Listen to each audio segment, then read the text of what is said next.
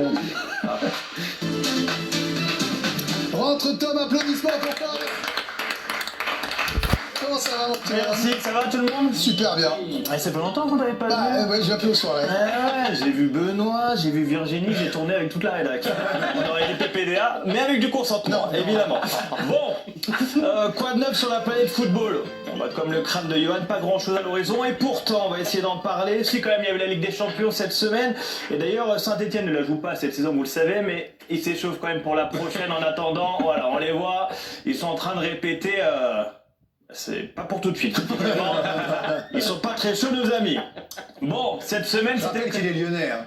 Ah mais il faut pas le dire ça.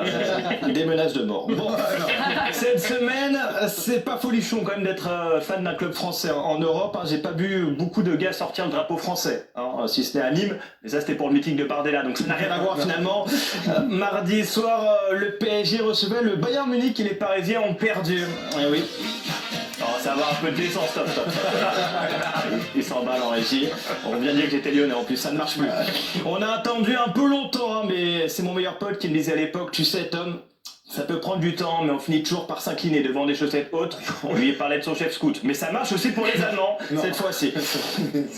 Et tu sens, on l'embrasse, hein, il est toujours vivant, vous inquiétez pas. Tu sens que les Bavarois, ils sont pas venus faire un match pour célébrer l'amitié franco-allemande. Hein. Non, tu sens que la conférence de Yalta, ils l'ont encore là. Hein. Même Luis Diaz, hein, qui pourtant est sud-américain, après si tu connais l'histoire, Mais Luis Diaz, on s'arrête quand même 2 secondes sur lui, notre ami, le tac qu'il a fait sur Hakimi, pas mal. Hein, j'ai pas vu un tel tac depuis John Terry sur la meuf de son coéquipier. La violence du geste quand même, et l'arbitre qui met jaune alors que t'as la cheville d'Hakimi, elle est comme ça. C'est Ronaldinho qui est en train de célébrer. Après l'arbitre, quand il a vu que Hakimi quand même ne s'arrêtait pas de pleurer, bon, soit ça lui a rappelé ses années collège où il se faisait racketter son goûter, soit il a quand même compris que la blessure était un peu grave, donc il a mis rouge. Et bon, le Bayern s'est quand même imposé. Après le match, t'as quand même le coéquipier Luis Diaz, Josip Stanisic, là, qui est venu en conférence d'après-match et qui a dit: est-ce que lui s'est excusé? Non, on l'a même félicité. Je rigole. T'es bon, toi? Attention, Tom Pino, il y a de la concurrence. Il y a aussi Marseille. Eh oui, les Marseillais qui ont perdu contre l'Atalanta. Évidemment, on est obligé de revenir sur le fait du match, cette main dans la surface, pas sifflée par l'arbitre parce que... il a peut-être pas aimé l'album de Jul, je sais pas, j'essaie de chercher des pistes, parce que là, je sais pas, le dernier mec qu'on a vu faire ça, c'était LeBron James, hein, derrière le panier, donc j'ai pas compris. Après, je vais pas vous mentir non plus, l'OM ne méritait pas de gagner. Hein. Moi, il m'a fallu la mi-temps et la pub des chips là, avec Messi pour comprendre que c'était la Ligue des Champions quand même. Non, mais le niveau de jeu, minable. Hein, ça marche aussi pour Messi dans la pub d'ailleurs. On embrasse Léo. Lui nous regarde, tu penses bien. Léo tous les soirs le DG. Hein. L'OM a encore perdu contre un club du top 5 européen. Ça fait 17 défaites sur les 17 derniers matchs. Alors j'ai pas fait spémat, mais c'est une stat qui pue la merde. Je le sens bien.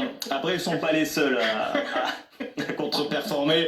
Le Barça aussi a fait nul contre le club Bruges. Les Barcelonais qui vont d'ailleurs récupérer leur nouveau stade, vous l'avez dit, le FC, pas du tout le FC, le Spotify Camp Nou. Ouais. Sacré naming, en espérant quand même que les joueurs ne rentrent pas sur le playlist de Djibril Cissé. Mais bon, c'est le seul ce qui me fait peur. Dans le reste de l'actualité.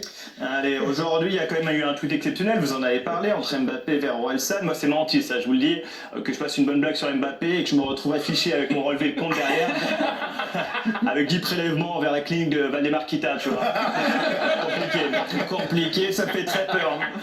En vrai, je sais pas ce qui me choque le plus, si c'est Mbappé qui se transforme peu à peu en Booba ou Orelsan qui est fauché. Le mec fait 10 Bercy dans pas longtemps quand même, donc soit il gère son argent comme Benjamin Castaldi, soit il y a un petit problème dans les calculs. Sinon, Cristiano Ronaldo qu'on voit donner une nouvelle interview où il a notamment dit « Donald Trump peut aider à changer le monde ». Alors le tien peut-être, pas le mien. En tout cas, moi je pense pas qu'il puisse y faire grand-chose. Il a aussi dit qu'on ne pouvait pas juger le meilleur joueur du monde à une Coupe du Monde. Hein, c'est seulement jugé sur 6 matchs, c'est injuste. D'accord. Alors je crois que je préférais sa tech sur Nodal, je crois finalement. Le mec fait genre il s'en fout de la Coupe du Monde alors que s'il a le malheur de la gagner en 2026, la FIFA devra créer un deuxième trophée parce qu'il va jamais la rendre. Mais pourquoi pas, on t'adore Cricri, mais l'hypocrisie ça va. Et puis j'ai fait le tour, sachez quand même que ce week-end sur la chaîne L'équipe, il y a le retour des fléchettes avec le grand slam à Wolverhampton. Vous pouvez aussi sortir et prendre votre vie en main. Voilà, c'est vous qui choisissez. magnifique chronique, comme tous les vendredis. Pourquoi les